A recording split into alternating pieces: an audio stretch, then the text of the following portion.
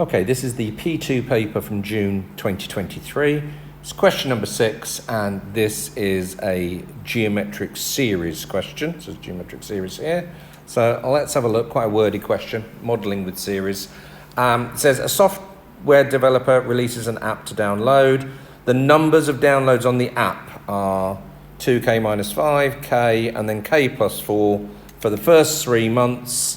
And it says, given that these numbers are modelled as a geometric series. If they're modelled as a geometric series, then the first term is A, the second term is AR, the third term would be AR squared, and so on and so on and so on. It says, can we show this quadratic equation? Yeah, absolutely we can. So for part A, what we can say is that this one divided by that one is going to be equal to R, and this one divided by that one is going to be equal to R, and they're equal to each other. So just to tell the examiner that, so k plus 4 over k is the same as k over 2k minus 15 is the same as our ratio R.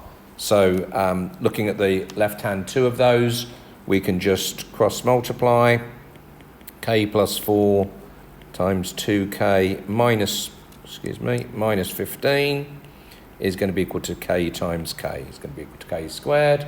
So that's 2k squared plus 8k minus 15k minus 60 is equal to k squared.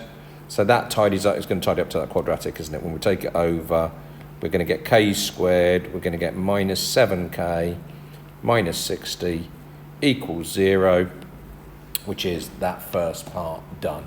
And then the second part, it says, predict the number of downloads in the 4th month. So I want to work out what this one here is going to be. Really what they're saying is, can we work out what k is? Can we go and work out what a and r are? And then can we do it from that? But first of all, we need to solve the equation to work out what k is. So part B, we've got that k squared minus 7k minus 60 equals 0. So we can factorise that. That factorises to k minus 12k plus 5 equals 0, which then gives us k equal to 12 or k equal to minus 5. At this stage, always just go back and have a look at what we're doing here. Yeah, k is the number of downloads. K can't be minus 5 then, so k has to be equal to 12 here. So we're going to use k equals 12 to be able to work out what the sequence is. So our sequence was 2k minus 15, and then it was k, and then it was k plus 4. So if we stick k equal 12 into that, then we're going to get, the sequence is 9, 12, 16. So we know that a is equal to 9. We know that r is equal to 12 over 9 or 16 over 12. It doesn't matter which one we use. 12 over 9, which is 4 over 3. So if I want to work out the next term for month 4, it's just 16 times 4 over 3. That works out to be 21 and a third. But now let's just go back and look at the information that they did give me. So they told me that when we've got those number of downloads, that's in thousands there. Okay, so the actual number of downloads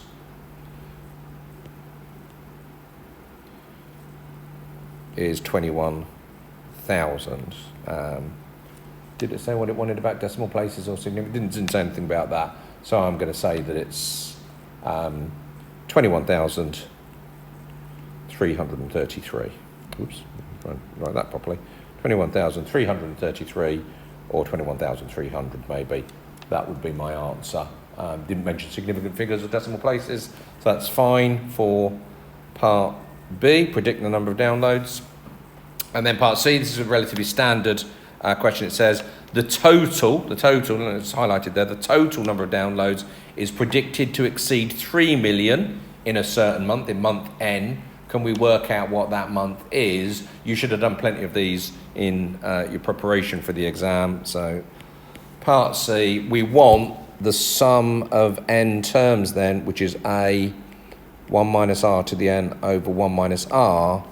I'm just going to put it equal to 3 million downloads. And then what we'll do is we'll get a month, and it will be the next month after that, because it needs to exceed 3 million downloads. But again, just be careful here. 3 million downloads for our sum is going to be 3,000, because everything's in thousands.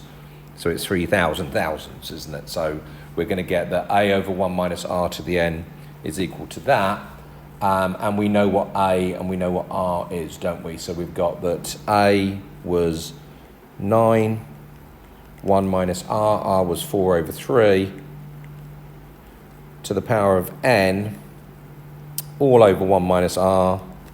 That will give me my n for when it would hit 3 million, when it would hit 3,000 lots of 1,000. So this is just a matter of tidying this all up and rearranging all of this. So 1 minus r, 1 minus 4/3, sorry, 1 minus 4/3 in there. So we're going to get 9, 1 minus 4/3, and divided by minus 1/3 equals 3,000. So times out 9, 1 minus 4/3 to the n is equal to minus 1,000. So 1 minus 4/3 n equals minus 1,000 over 9. Rearrange all that then. So 4/3 to the n minus 1 equals 1,000 over 9. So 4/3 to the power of n is equal to 1,000 over 9 plus 1. That works out to be 1,009 over 9. And now we get to the stage where we're going to use our logs. I want to work out what n is here, and the easiest thing to do is to get that out of the powers. So if I log both sides, log 4 over 3 to the n is equal to log of this. Then the next step is I can take that power down there. So when I take that power down there, I'm going to get n log 4 over 3 equals log 1,009 over 9 here. All standard stuff. You should have done this lots and lots of times. So those two divided by each other, log 1,009 over 9, all divided by log 4 over 3, and n is going to work out to be some number here. It works out to be 16.4 apparently. So what we're saying is, as the numbers are getting bigger, the 16th term will be something, the 17th term will be something else. If there was a 16.4th term, you can't have one, but if there was, that's where the 3 million is reached. So the first one that exceeds that is going to be n equals 17. It's actually the 17th term then, following that thinking through. But I say, standard question, you should have done that lots and lots of times before. Hopefully that shouldn't cause you any problem at all, and that should all make sense to you.